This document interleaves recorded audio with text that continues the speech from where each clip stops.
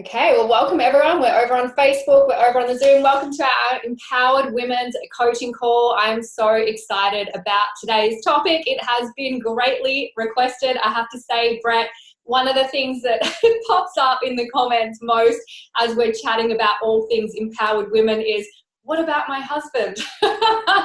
So I realize this is a topic that we really need to address, and I have a feeling it's not going to be addressed in the way that the women are thinking it's going to be. So welcome everyone. This is Brett and Brett Williams, and Brett is actually a coach and founder of Life with Options. So you can head over to Instagram and like that page. It's where he is helping women really heal from their past relationship trauma and to set them on the pathway to their true self. And this is certainly something, really a journey that I've taken over the past few years myself, hence why I'm showing up and sharing authentically that journey with you guys.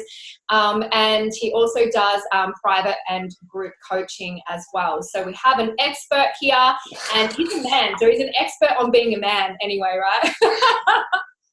I'd like to think so. I hope so too. All right, so before we get started, just a couple of things. I just want to announce the winner of last week's competition of this book, Emma Lee Allen. You did a beautiful share. We really appreciate when you share on your stories and on your social media, because we are really just showing up to add value and help as many people as possible, and you sharing allows us to reach more people. So make sure you go and follow Brett and tag him this week as well. Also, you can subscribe to my YouTube channel to see past recordings. I get a lot of questions every week. Where should you start with your personal development? I'm really sharing my journey, my mentors, my coaching, and people that inspire me over there and in these calls. So you can definitely go catch up on that. You can also join the Empowered Women's group in the link above as well. So let's get started. We're really actually meeting each other for the first time, which is crazy because I've been following you for ages and I love everything that you post, Brett. And I actually reached out to Brett because I thought, what man can I get on here to share this element that's missing from these calls? And it was just like a tennis match going back and forth, going, we could talk about this, what about this, what about that? There was just so many topics, but we narrowed it down to 3 that we're really passionate and excited to share. Let me just tell you what those are before we get into it. So healing yourself so that you can heal your relationships. This has been the most profound lesson for me over the past few years that, I've just come out of a 12-year relationship, and I was very fortunate to have some incredible mentors and coaches help me process that. And I can tell you, ladies, not once was it about what he did. It was entirely looking in the mirror. It was brutal, but it has been the best learning journey ever, and journey of self-discovery and healing. We're also going to talk about what men secretly crave and desire, and also conscious communication strategies that will lead to lasting love and connection. So Brett, maybe you can just start first by telling us a little bit more about yourself, and then we will get into these juicy topics. Absolutely. Well, I guess first and foremost, Kira, thank you for having me on here. I'm super pumped, super excited. And as I said, like even a little bit nervous because I'm so excited about the topics that we're going to share. And I just want to make sure that I provide the most value that I possibly can. And, I think one of the questions that I always get asked is, what do you know about women? Why do you coach women?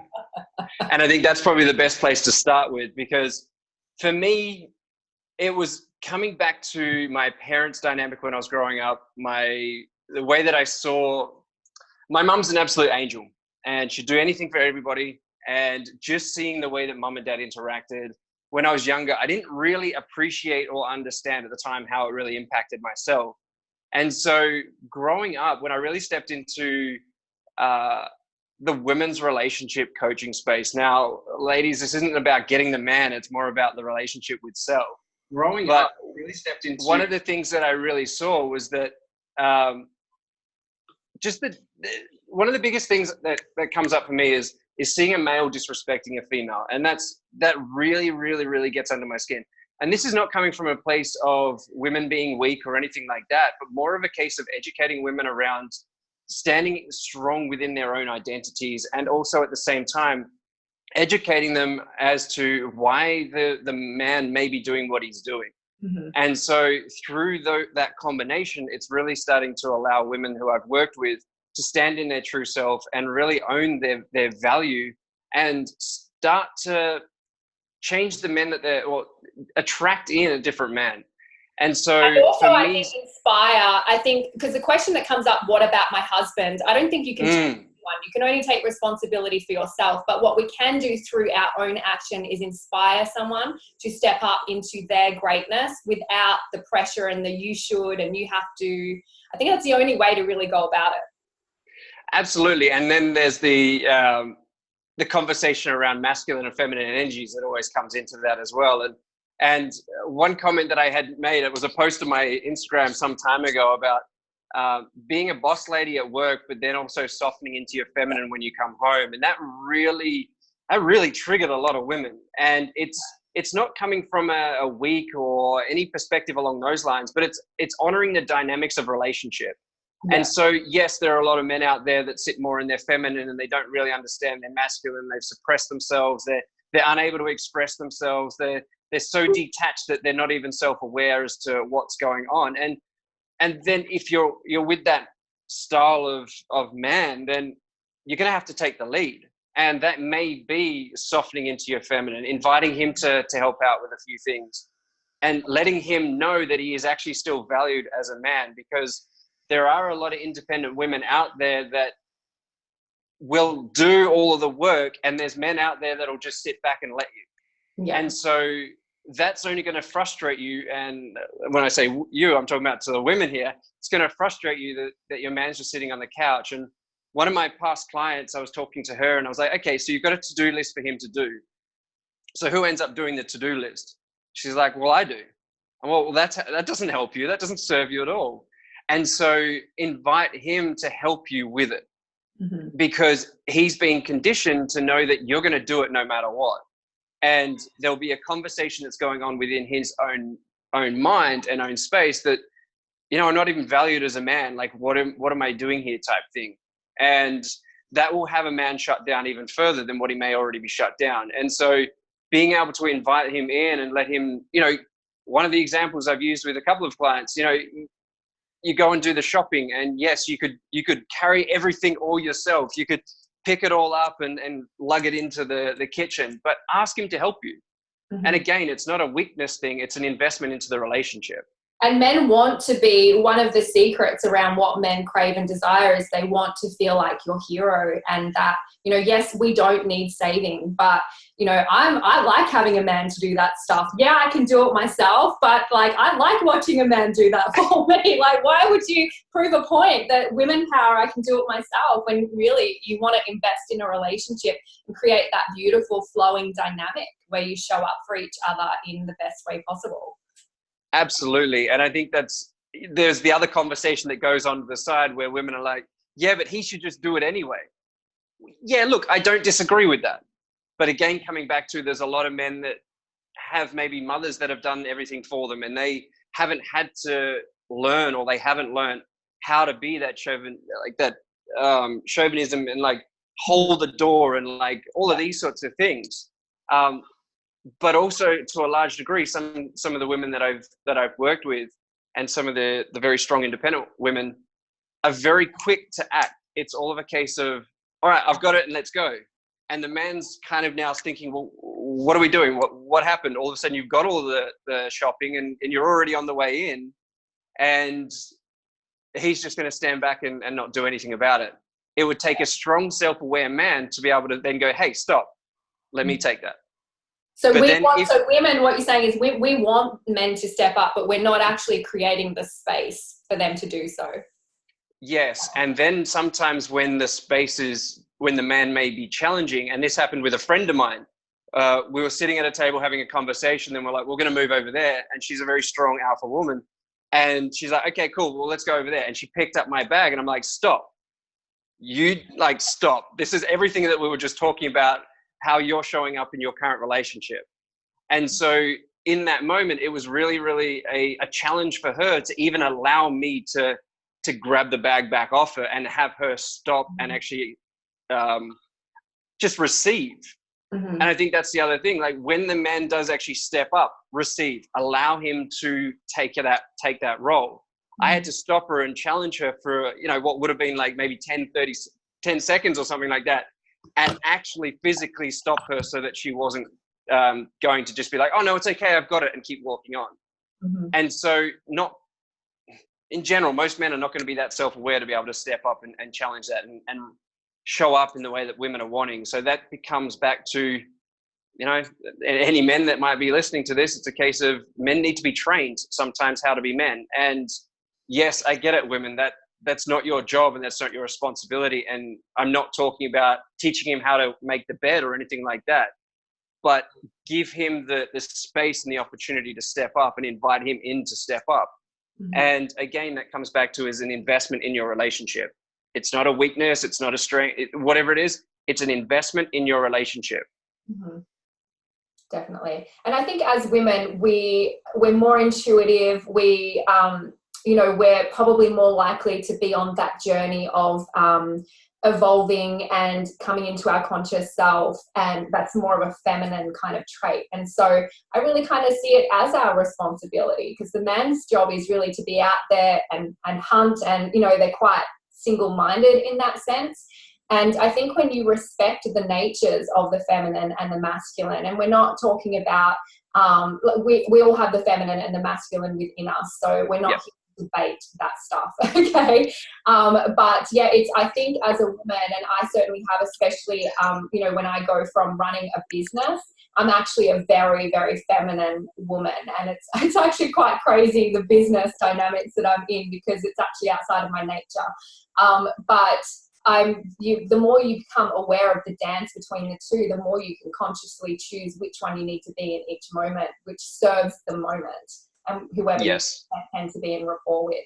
So let's get to our first topic about healing yourself, because when I stepped into my previous relationship, I was about 24, 25, and I was just a broken half version of myself. I didn't know who I was. I had zero self-love. And this man showed up in my life with so much love for me that it kind of saved me at the time. It was, it really was perfect. But I can really see in hindsight how I relied on the relationship to fuel my happiness that I didn't have within. And I think as I'm coaching women, this is one of the greatest pressures that they put on their relationships, because a man just wants to make a woman happy. And when we're not happy within ourselves, that is a daily constant pressure, and he feels like he's failing, because you can't win at that. If you're not happy within yourself, there's nothing that he can do to bring, peace and true peace and happiness within. So what do you have to say on this topic? Well, the first thing that comes to mind is coming back to the masculine and feminine energy. And where I've seen, and there's two parts. So there's that part, and there's also the understanding the patterns and where it really comes from. But I'll stick with the masculine and feminine energy to start with. If you're sitting more in your feminine energy, the feminine energy is very much in the moment.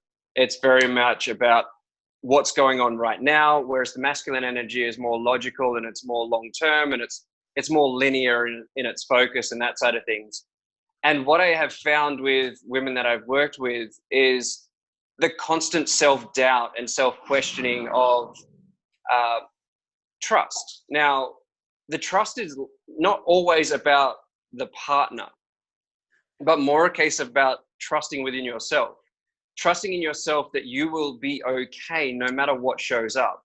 No matter what, if that relationship is perfect, or if he ends up doing something that you unconsciously are fearful that he's going to do, whatever it may be, but ultimately trusting in yourself. And it comes back to understanding what I language as your true traits.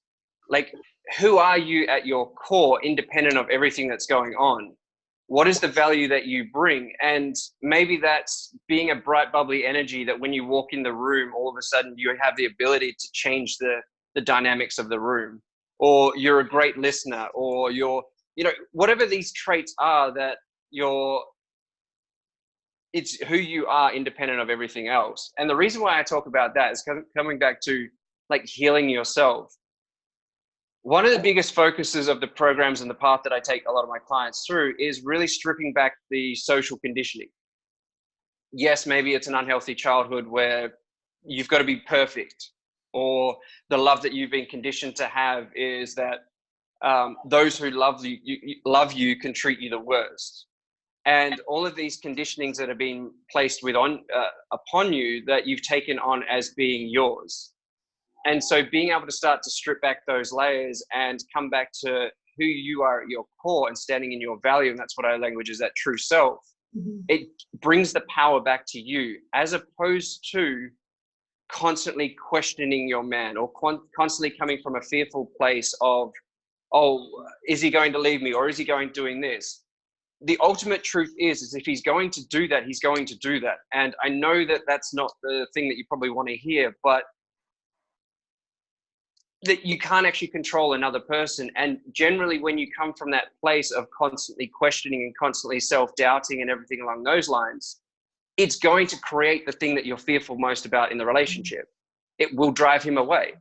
And so it really does come back to owning yourself and owning how you're showing up in life and in the relationship, and being able to come back to your value, because that's really where it generally stems back to. When we're fearful of one of my clients I was coaching recently, her belief around it was that she had no value if she didn't have a husband.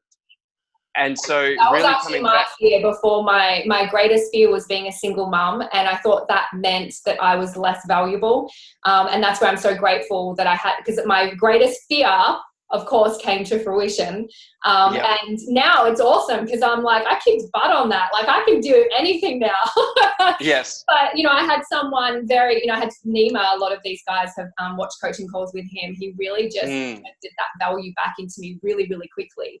And what I know now feeling like a whole happy person, I know taking that into the next relationship not only will give that relationship the best chance possible, because I'm being my best version, but if it doesn't work out, I'm okay, because I'm whole on my own anyway.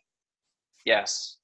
Such a beautiful place to be. Yeah, it feels like liberating, like free, like because I'm such a freedom seeker. I've always been so rebellious, always searching freedom. And what I've realized is the freedom people are looking for is inner freedom. And I think when you love yourself, it's like that you've been underwater all your life, not being able to breathe, and you get to take that first big breath. That's how liberating it is. Yeah. And as we said in our tennis match of conversation that we had, as far as self-love, you first got to accept yourself. Yeah. And in her space, she's a single mum as well, and accepting that it doesn't make you any less of a woman. And then if you need to, look for the evidence outside of you. Who's some of the single women that are absolutely crushing it in this life? And start to challenge that own belief system that you've got that says, if I don't have a husband, therefore I'm not valuable, or I can't be successful, or whatever it might be. So looking for that value and validation external to yourself. And that's where she went. And then all of a sudden there was this one name, I don't even know the lady's name, but as soon as she realized that she was a single mom, everything just shifted for her. And she was like, oh, heck yeah, I've got this. Yeah, that's really cool. Love it. All right. Well, anything else to say on that topic? We're going to move on to the next one. Yeah, I'm just trying to sit and think to make sure that we've covered that one. What were we talking about again? I went down a different rabbit hole. I will actually, as you're talking about the next one, I'll have a look and see if there's some questions too. So let's get on to the juicy one. What do men crave? I feel like it's totally not going to be what everyone's expecting to hear. Probably not. And it kind of contradicts a few things, but it's coming back to, sort of said it before, just to be valued. Like, men are simple creatures. They just want to be valued. And they want to know that they're valued as a man, and that you have space for them in your life. And it comes back to what we're talking about as far as strong, independent women that don't allow that space for a man to show up or to step in. And I know it comes back to, but men should do this. Okay, women, get out of the ego and get out of the expectations of how men should be.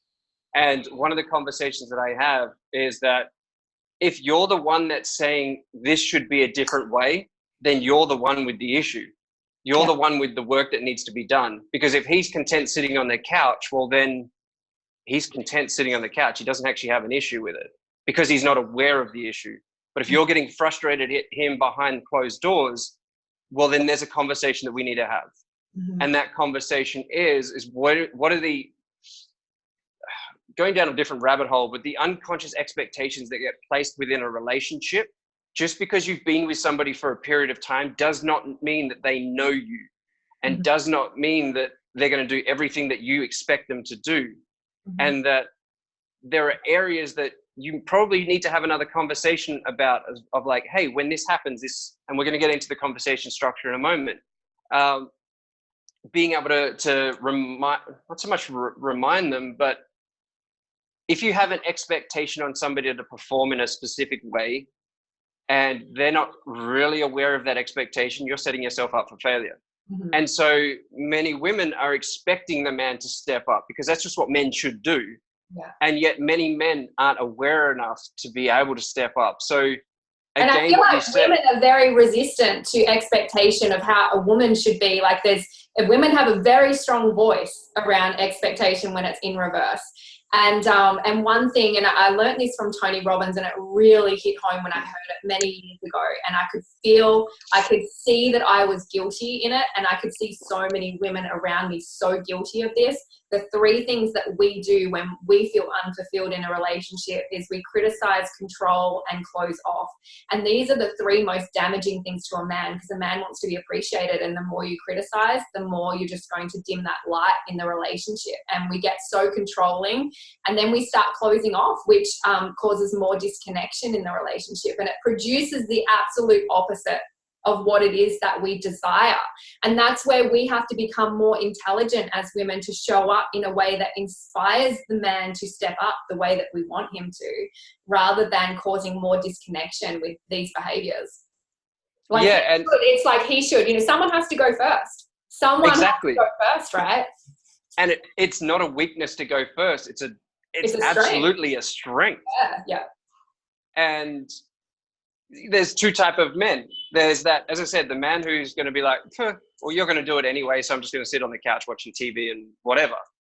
Or there's the man who is so self-aware that he's going to be like, you know what? She's not allowing me in. She's not accepting me. She's not appreciating me for who I am. I'm out. Yeah. And both of those are going to create similar but different reactions. The man who's constantly sitting on the couch and not feeling like he's valued because he also has a low self-worth, and he doesn't know how to work through that. He's just going to annoy the heck out of you because he's constantly sitting on the couch doing nothing, and you're going to be like, oh, and it's just going to irritate you even more. Versus the other guy who you're not allowing in, but maybe in your mind there's an infatuation that everything's so perfect and all of this. But if he's not able to, if you're not giving him the space to step in as the man, and he is self-aware to the point where he's like, you know what, I'm not feeling valued and appreciated, I'm going to leave. Well, then that validates a story that all men leave. Yeah. And it's not a case of all men leave, and it's not a case of there's anything wrong with you or you're broken or any of this conversation that may otherwise go on as well. It's a case of just, as you say, not opening the space for the relationship to actually really develop a true level of connection. And one thing that I realized many years ago, actually, and not to say that I obviously didn't nail it, but I realized that when my previous partner, when his needs were met, I literally could do anything I wanted. Like he would just bend over backwards to make me happy and fulfilled. And it's really that simple. And I feel like there's there's a lot of healing and hurts that happen throughout a woman's life that leads to this. And I truly understand and connect with that. But we're so resistant to meeting a man's needs when, if you want that love and connection, you want to be invested in making sure that a man feels fulfilled in the relationship. And when you do, that's when you get this beautiful sweet spot where he starts doing all of the things. He's more romantic and more open and, more accepting of you doing what you want to do. Like I had so much freedom in my relationship, always, even in the bad times. And, it's just going back to being able to go first and being willing to show up even when you feel like your needs aren't being met, but that's how you create a space where they will be. And if they're not, that's when you question, am I willing to live like this, or is this the wrong relationship? But obviously that's a whole nother conversation. Absolutely. And just as men want to be appreciated and valued as a man, women want to feel safe. Yeah. And so you get that safety feeling and you get to feel safe in the relationship when you also value him as a man, and allow him that space to step into that part. So then it's a two-way street, and that's where most women are, I guess, reacting from when it's coming from that questioning of like, what are you doing? And it's that self-trust part, because ultimately you just don't feel safe. Yeah. And that's the feminine desire within a relationship, is to feel safe and secure. And yes, there is that conversation for men to understand how women are very in the moment and how they operate when it comes to wanting to feel safe, and what men could do to step up and communicate more so that you do feel safe and everything along those lines. So it's very much a two-way street. I know we're talking to a women audience here, so that's why we're sitting on that side, but I also don't want to say that, hey, look, men don't have a space that they need to step up to as well. It is very much a two-way communication side of things, but as we said, somebody has to go first. And generally it's the women who are more self-aware, in tune, and maybe also the ones with the actual struggles and challenges within these relationships, because men are so detached, and men are very black and white. They're very hot and cold. They can just detach very, very quickly. And I'm sure many women have had that experience where a man's like, okay, well, that's fine, I'm whatever. And that's just the makeup of the male, of the masculine, and versus the feminine. I think when you get to know more about the differences, you can be just accepting. It just is, rather than constantly trying to force a man to understand or behave or show up in a way that is just not part of his DNA to do that, like it's not going to happen. And that, and exactly, like, and you can be appreciative. We need those differences. There's nothing. I don't want to create controversy, but I'm all about the masculine and the feminine. And I even just look at all those little boys in Thailand that got trapped in the cave. We are different. How many women participated as heroes in that rescue? We're different. And thank goodness we're different. Men are heroes, and we're just polar opposites, which is the point, right? Yeah. So get to love those differences and be accepting of them, and stop. I think when we can come from acceptance and appreciation rather than, the chaos that is kind of happening at the moment, which I think is causing so much disconnect in relationships, I think that gives us more hope in the future. But when you're so what you're saying is what men crave is appreciation. So can you give the women some practical ideas on how they would show up to bridge that gap that might be happening? As a man, what would that look like to you that would make you feel fulfilled in the relationship? Hey, can you help me with this? And allowing the man. Now, I need to disclaimer this. It's not going to work for every man. Like, some men are so detached and just so about themselves that they're going to think that you're nagging them. And there may be some patterns of nagging that's going to take you a while to show him that you're changing as well. That might not happen like that. So don't do it once and then get shitty because it didn't work. Yeah, exactly. And just, if he does something, this is probably, I guess, an easier way, instead of asking him to help you with something, if he does something, acknowledge him for it.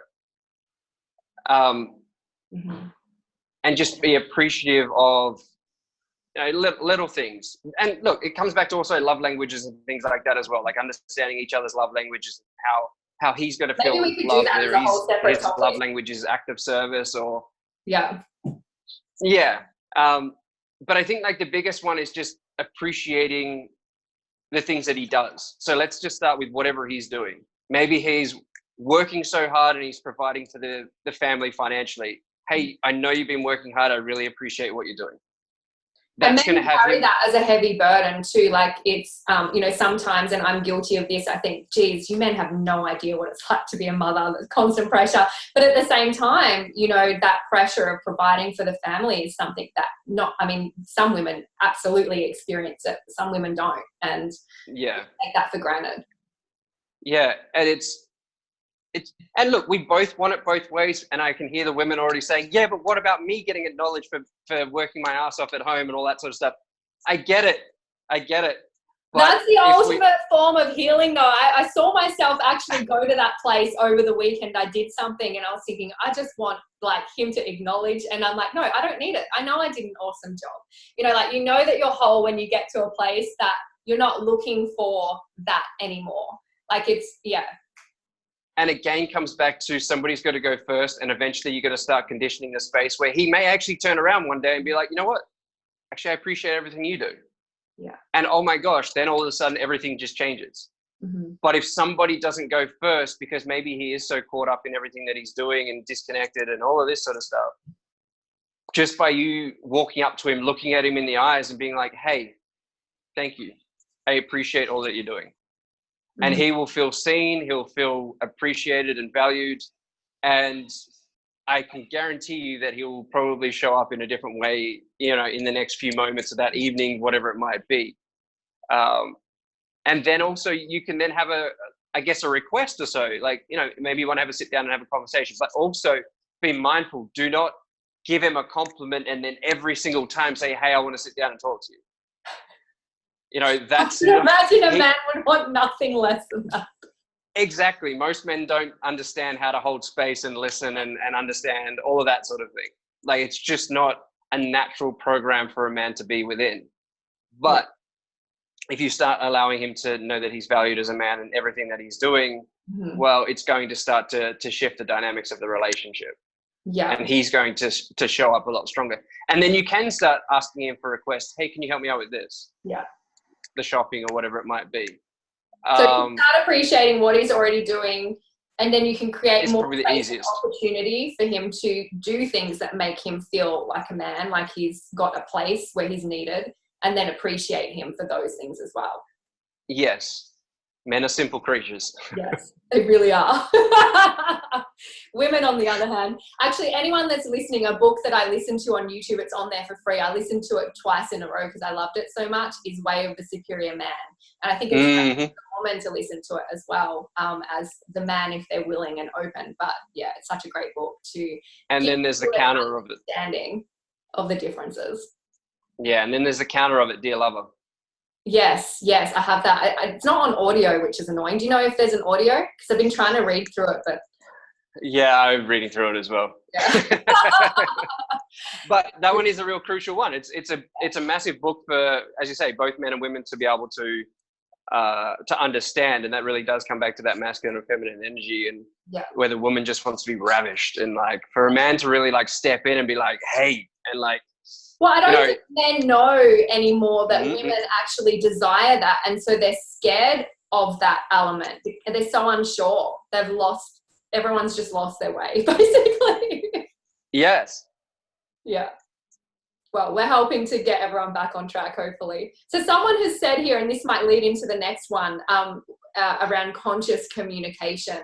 What if they say it's not praise that they need? Obviously, this is an area where communication is needed. Well, then it will come back to allowing them to actually answer that question. What is it that they need? Mm-hmm. But at a deep core, when it comes to relationship, we all desire connection. We all desire to be seen. We all desire to be valued. Yeah. And one thing, can I just say, Brett, one thing that I found difficult in my previous relationship is we were consciously working on things, and I would ask that question, so what is it that you need?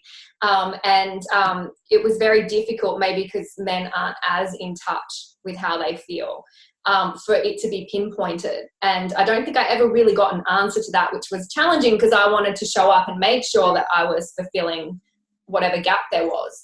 How would you direct a man to kind of get in touch with that? For some men, they don't feel as though so for some men, they don't feel as though they have a safe space to be able to express that. Mm-hmm. Because they may say, I want this, and then the woman's like, well, why? Yeah. And well, that's not the response that the man's wanting. They take it personally. They take it like it's a personal attack. I think women do that. Yes. Yeah, and so that conditions the space to be like, for the man, it is not safe for you to truly express yourself because you can be challenged and it's not going to be received. Mm-hmm. So if the question is, well, what is it that you require? The man might might say more intimacy and connection, and then the woman's like, well, why do you want that? Mm-hmm. And it's like, it's not being received. The man, all he requires, and this comes back to the conversation thing, and we get into it shortly. It's like, either of us, we don't necessarily want to be coached when we're speaking the truth. It's like, okay, I understand, and just receive what it is, and then ask, so, well, how does that look? How does that show up? Like, how does that work for you? And as you say, instead of it being as though the conversation some women have in their mind is like, well, what about all the other things that I'm doing? Why aren't they good enough? Mm-hmm. And the man is going to shut down. He's not going to feel safe to express it. And over time, he'll start to change what he's saying, because he's learned that if I actually say what I want to say, it's not going to be received. Mm-hmm. So therefore, I'm going to try and preempt what it is that you're wanting, and I'm going to tell you what you want. And then I'm still going to feel resentment and disconnection over this side. So it's still going to create the unsafe feeling and experience for you within the relationship, when I say you, with the women, because he's not connected and he's not being truthful to himself, because he's not actually comfortable with saying, hey, this is what I want. I want some space to go out with the boys on the weekend. Mm-hmm. Or something like that. Yeah. And actually, maybe you can speak a little bit, because appreciation is a really big need of men, but freedom is extremely important as well for the masculine. And again, women are extremely guilty of taking that away due to not feeling safe. And, you know, for some women, there's good cause for them showing up that way. But I think when you become conscious about your behavior, you then have the opportunity to work on changing it. Absolutely. And seeing where that comes from. Maybe you grew up in a household where your father was not responsible, or whatever it might be. So all of a sudden there's that unconscious programming that all men are disrespectful and all men are going to cheat and all men are going to do this. And the other part that doesn't help is that in my personal experience and also in general is that sometimes it's, well, I'm going to go and do this. This is the women, but you can't go and do that. Yeah. Because I trust me and I don't trust you. Mm-hmm. And that's again going to drive another wedge between the relationship. And ultimately, we are all two individuals, whether we're in a relationship or we're not in a relationship. Mm-hmm. We still are our own selves. And we require to have our own lives for our own independent and individual fulfillment. And that's something that should be celebrated. Mm-hmm. And again, as you said, it comes back to trust. If he goes out and he does something wrong, if he cheats or anything like that, it is no reflection on you. It is purely his own stuff. And at the end of the day, and you probably want to find that out sooner than later anyway, ladies. Give him the freedom. If he does that, you want to know that that's who he is, so you can say, see you later. Like, why do you want to rein a man in from a behavior that he's probably going to do some way at some point in time? Like, give him the space and freedom to be himself. And if that eventuates, then you're lucky to find that out, so you don't waste more time. Absolutely. Absolutely. And again, it will still build that trust and confidence within the relationship, which is then going to build more connection. Mm-hmm. And not feel like each party is suffering or suffocating within a relationship. Mm-hmm. Because just as men want to go and hang out with the boys or anything like that, women want to go and hang out and do their thing as well. And I have to say, in past relationships, before the one with the father of my children, there were a couple that became really controlling really quickly of me, and I sabotaged every single one, because freedom is my highest value. So the minute I felt controlled or that I had to behave in a certain way, I went out and just did things that are so not in my nature, you know, like they're the 2 times that I ended up actually cheating. I was in my 20s and I couldn't even believe that I did that, but it was my way of getting out because I felt so controlled. Yeah. Yep. Whereas, I had so much freedom in my past relationship. There was so much magic in that relationship. And the freedom was the biggest one for me. And there's never in a million years, even in the hard times, would I have had that disrespect for that person. Yeah. And I appreciate you for sharing that. And it's sometimes that sabotaging is unconscious. It's not necessarily conscious. Mm-hmm. And looking back at it, you can understand why, and you can language it why, because you were backed into a corner and you weren't allowed to be yourself. Mm-hmm. And again, knowing that, like, in that situation, it's got nothing to do with you, and it's got everything to do with him not dealing with his own stuff and having his trust within himself. Or it's a lack of self-worth and thinking, oh my God, you're so amazing and I've never had a woman as amazing as you. Who am I if I don't have this woman? Because she's having me feel as though I'm more of a man, or whatever it is when we're walking down the street. And therefore I must like latch onto you and not allow you to go and do anything that you're doing, or anything that you want to go and do. So again, it's really that dance of each party really taking ownership of their own stuff. And I'm just thinking also, coming back to like, what was the initial question that we had in there? Just to make sure that we had it. Communication. But like coming into the actual communication topic that we were talking about, one of the structures that I speak about when it comes to effective communication comes back to taking ownership. But it's not just taking ownership of what happened, but it's taking ownership of the story and the meaning and your emotions. And so for most conversations, or rather arguments, they start out of, hey, when you did this, and all of a sudden the other person is on the defense. Instead of going, when, like, taking ownership and being like, when this happened, speaking of it from a non-emotional perspective, when the bins weren't taken out, whatever it might have been. I made it mean, and then you need to have that self-awareness to understand what you made it mean. Maybe it's, I made it mean that you don't value me as your wife or as your partner, or whatever it might be. What was going on for you? Asking him that question. What was going on for you? And shut up and listen. And allow him to speak and work it out, because even in those situations, men process things so much slower than what women do. And for him in that moment, he probably wasn't even present. He probably had all of this other stuff going on. Maybe there was a conversation at work, whatever it might be. And his actions of not taking out the bin is no reflection on his disrespect for yourself or him lessening the value that you are in his life. But he just wasn't present.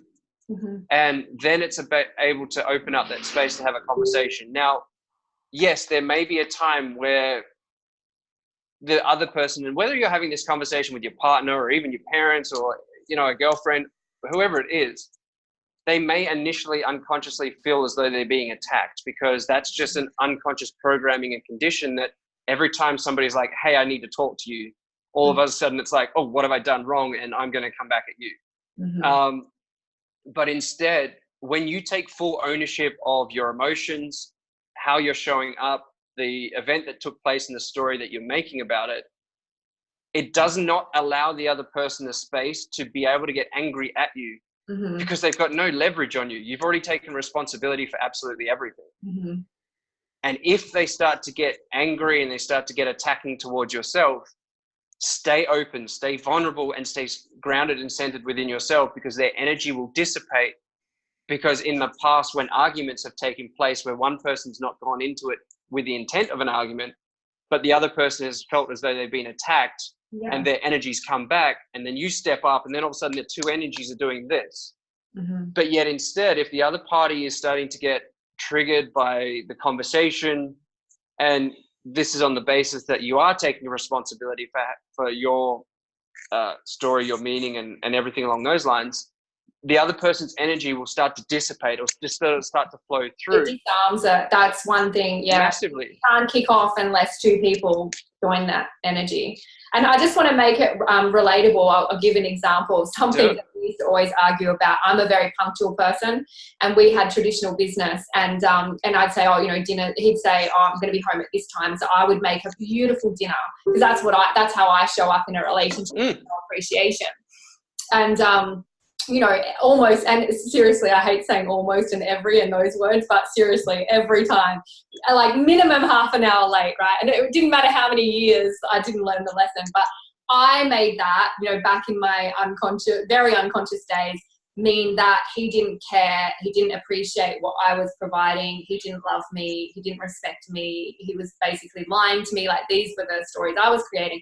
Whereas in his mind, He's like, I am showing up as a man, providing for the family. I'm at work and you know, yeah, I'm late, but because I love you, I'm staying to finish what is needed to be finished. So we have these complete different perspectives on the event. And I was choosing to see the negative side rather than see that that was him loving and appreciating and sewing into the family. Yeah. And so when you have that conversation, then you get to see both sides instead of assuming and just attacking and being like, you're late again. Like, what are you doing? Like, dinner's cold now. It's in the microwave. You go and heat it yourself. Yeah. And then it allows you to restart when you have that conversation of like, hey, you're late again. Like, what's going on? I feel as though you don't appreciate me, not valuing me. Oh, it's because of this, and this. Okay, cool. Well, you know, then we can have an agreement. Well, maybe dinner needs to start half an hour later because that's what he can honestly agree to. But maybe he kind of agreed to whatever time. That nature as well. I'm punctual and he wasn't like that. And it's not wrong or right. It's part of each of us in different ways. But back then I couldn't see that. And I think one of the other thing as a woman that I've learnt now is to be more flexible and to stop putting so much energy and frustration and anger and hurt into things that you can let slide. And, you know, I'm just so much more flexible in flow. And regardless of a relationship, it just feels good for me. Like there's no constant tension in my body. Like I feel like I'm probably more enjoyable to be around because I'm just so relaxed compared to what I used to be. And I think a lot of women move through that when they first become mums, especially. They're just so rigid and inflexible to change and to things not happening the way they expect it's going to. And of course that can flow into the disrupted sleep patterns and all of that sort of thing as well. So like give yourself some like leeway and self-love. But it's interesting as well, like the example that you bring up, as though it's not about you. Like the way he was showing up was not about you. And that's one of the things I come back to a lot with my clients. Is like, stop making it mean anything about you, because the chances are it's not. And when you get to really stand in that space and see it, you get your power back. Yeah, definitely. I love that. So I'll just read some of these things while I'm doing that, just to see if there's any questions. So you did kind of run through the steps of conscious communication, didn't you? Yeah. So it's really coming back to that structure. Instead of saying, it's easy with a diagram as far as like, normally the way that we argue rather than communicate or attempt to communicate, you know, the story, the meaning and everything like that is all wrapped into one. It's like, you didn't do this and you hurt me, or whatever it might be. And everything's getting mashed into the one, versus being able to really separate a lot. It's like, when this took place, talk about the event. So the event there was the bins weren't taken out, or you were late from home, or you said these words. Then it's the next part of, I made it mean. So taking full ownership of whatever's going on for yourself in the part about the dinner. I made it mean that you don't respect me, you don't value me, whatever it might be. And then asking him the question and saying, well, what was going on for you? And that curious inquiry. Yeah. And Can I really, say, this is powerful with kids too, mothers who are watching, because I have one very strong-minded daughter, and she's like a mini me, so I'm like an excellent parent. I'm like, this was me. So I'm showing up the way I would have liked to have been shown up for. But it's funny, like I can disarm her fire really quickly because I know she just wants to be heard. It doesn't make it right. And I think that's the challenge her dad sometimes has, is because it's not about that she's right because you hear her. And for the first 3 years of her life, it was torture, because if I wasn't resourceful, we could have a 3-hour tantrum over putting your pajamas away. And now I'm just like, she just needs to be heard, and it disarms the charge. And hearing is so much more enjoyable than 3 hours of tantrum. So you just create that space for that person's view to be heard. You've highlighted a very key thing there, which is a case of you're seeing through the actions and you know what she's really craving. Yeah. And we all create the stories. We all, act out in ways when we're triggered, and it's all the drama and the stories and everything along those lines. But deep down, there's something else that we're trying to language, but we just struggle to find the actual words for it. And so being able to see where your daughter's coming from, Yeah. it's like, And if we I see relate you, a and man it's to okay. a 7-year-old, it's like, like Probably not too different. but like she then can deal with like the conversation piece around what was actually not appropriate about her behavior, and then we can recognize and, you know, like I mean, I don't punish my kids, but, you know, she can see what the consequences are of showing up in a certain way. Whereas if I try to deliver that in tantrum mode, there is zero chance that I'm going to be hurt. Absolutely. And there's one last thing that I just want to say as well, because for some women, they may not feel safe or comfortable to express, because maybe there's also some like still mental calculations that are going on to really find the right words. Yeah. And so one thing that I always talk about is pre-phrasing the conversation. Hey, there's something I want to say, but I really don't know how to say it properly. Can we just talk about it and just talk through it? Mm-hmm. And allow him to agree to that. Mm-hmm. Because then if he starts to get reactive or responsive, or more so reactive to the conversation, because maybe it is, you're trying to work out the words of taking responsibility, or to still understand the words of what you made it mean, and like all of this part. And maybe through some of that, he's feeling as though he's being attacked. You can bring it back and be like, hey, I said at the start, I'm not trying to attack you. I'm trying to work this out for myself. And again, come back to positioning that as taking full responsibility. I know that I've reacted in this way. I'm trying to understand why for me.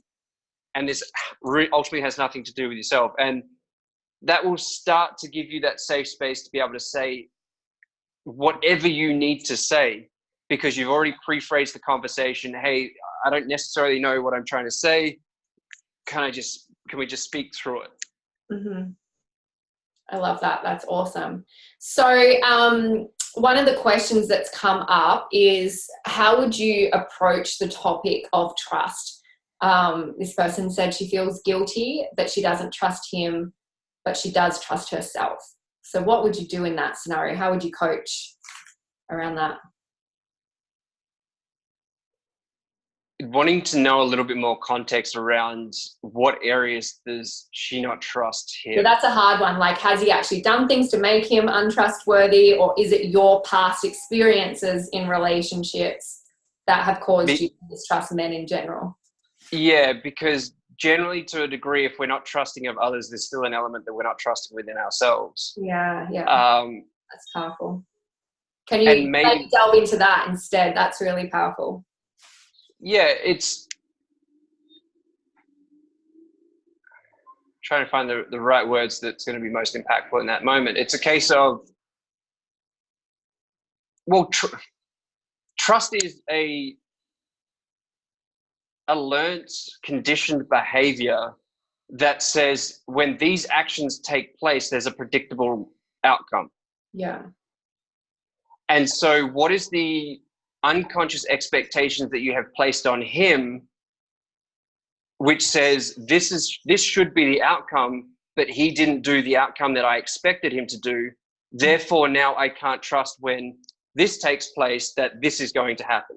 Yeah. So maybe it's an example with, let's use past, as far as like going to work at, say, this time. So this is the activity, and the lack of trust comes from, well, he didn't show up at 5 o'clock.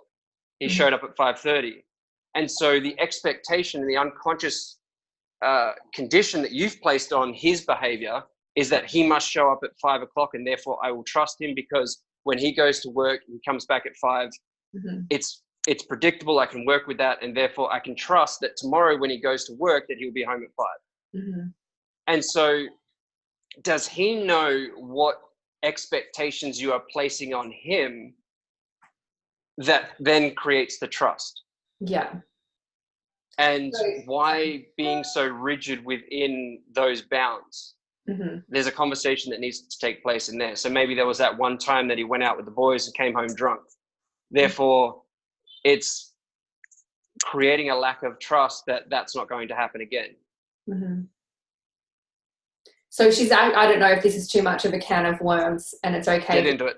She's actually responded with he's cheated in the past. Okay, valid. And that is very much a can of worms. Yeah. It comes back to two parts. 5 minutes. Yeah, it comes back to two parts of, do you still want to be with this man? Now, whether there's family and there's kids involved and all of that sort of thing, like it is too big to go in, and I'm very much speaking about the top level. Is that the sort of life that you want to be living? Mm-hmm. And at the same time, does he know how to rebuild that trust? Yeah. So I feel like that's when I've spoken to women about this in the past. That's the element that makes or breaks it. If he can acknowledge the hurt that he's caused with his behavior and not try and justify, blame or shame it away, but actually own up to it and meet in the middle to rebuild trust. And at the same time, the woman needs to be able to let go if that is going to occur and not keep bringing it up. And yes, it's really a partnership to be able to move through that, I think. Otherwise, it's going to continually be in the background. Yeah. And if he's not allowing you to voice yourself and to be heard, and for him to see you as, like, to create that safe space for you to be able to express any pain that may be coming up, because maybe he's saying, well, you should be over that, like, get over it, like it happened whatever time ago. Again, you got to ask yourself, like, is that really a relationship you want to stay in? Mm-hmm. But coming back to what I was saying before, he needs to take responsibility.